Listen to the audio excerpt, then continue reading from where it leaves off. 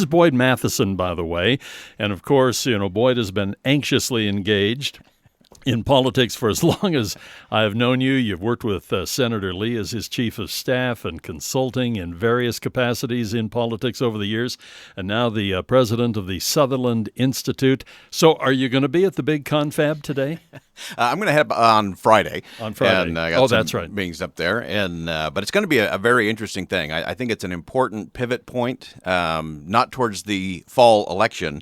I think it's an important pivot point in terms of what should we really be talking about as a country? Because regardless of who ends up in the White House and who controls Congress, the real solutions to what's ailing our economy and our communities is not going to come out of Washington, D.C. It's going to come out of the kind of people that Mitt is gathering together for his E2 summit this weekend. The E2 summit had lofty goals, and I think of what was happening last year. Many of the people who wanted to be the next president of the United States, dropped on by. We had them all over the place. I had the chance to interview one or two of them. It's nice to have them in town at that time. But I just can't help but think, Boyd, regardless of what the conversation should be, I can't believe, we actually got this. I think a lot of people are going to be doing this. Hashtag Trump. Yeah, I mean, he is is he an elephant or isn't he? Speaking of Republican, but he is the elephant in the room. He is on everybody's lips. And I look at the last week for Donald Trump and the incredibly bad PR. The other day, I just read all of the negative things, and then at the end, I've done this several times in various ways. I said, by the way, you did not hear a single word from a Democrat that I just either played or rehearsed for you. Every single one came from a highly respected Republican regarding the presumptive nominee. This situation with the judge, Mexican heritage, I still am just flabbergasted we're dealing with this. It is stunning, and it shows you I think it really boils down to the fact that American politics has failed.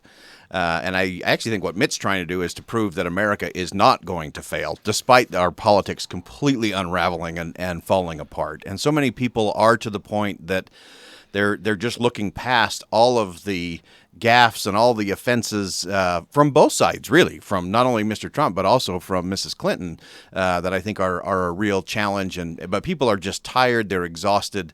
And unfortunately, I think it's going to get worse before it gets better. It is interesting how you almost have to do it. I mean, I get the concept. I mean, he is going to be barring something that is unimaginable or something tragic that nobody wants to see under any circumstances, he is going to be the banner carrier for the Republican Party.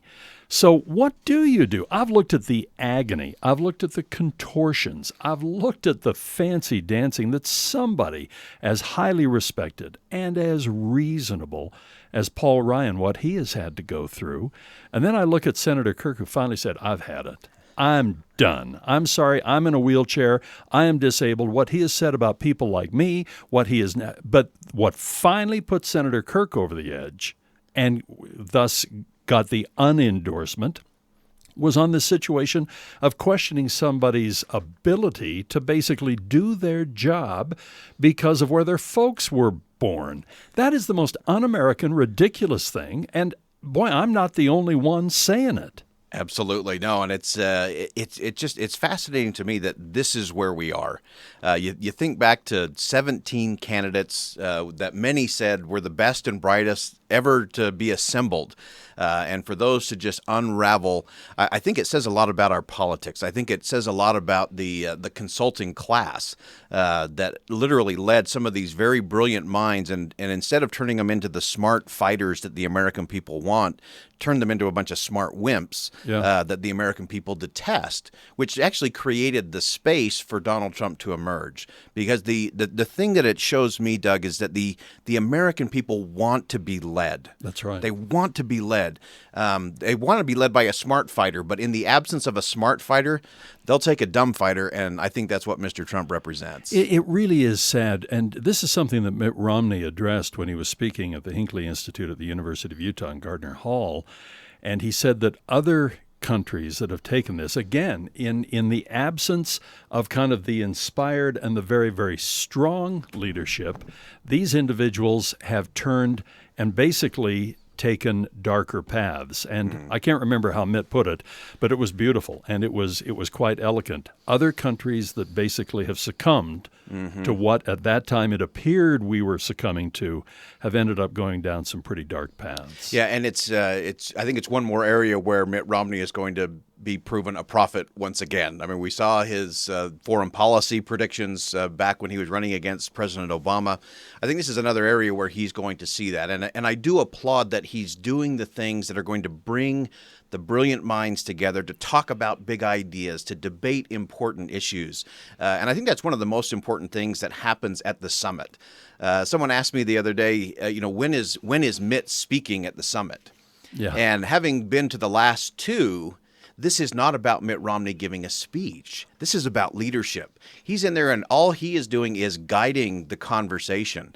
It's something we try to focus on at Sutherland Institute is let's elevate the dialogue. And it's the one thing that I wish the American people could have seen about Mitt Romney, that he has both the confidence and the humility to bring in that kind of mental firepower and then simply guide the conversation. It's not about him. It's about the principles, and it's about the policies that are going to help America really regain its status on the national stage. That's the thing that I've always loved so much about Mitt Romney, and I've seen it up close and personal with the Olympics. He used to come in here once a month. We would rehearse what had unfolded, what had happened, who had signed on, who were sponsors, what some of the challenges were, how they were being addressed.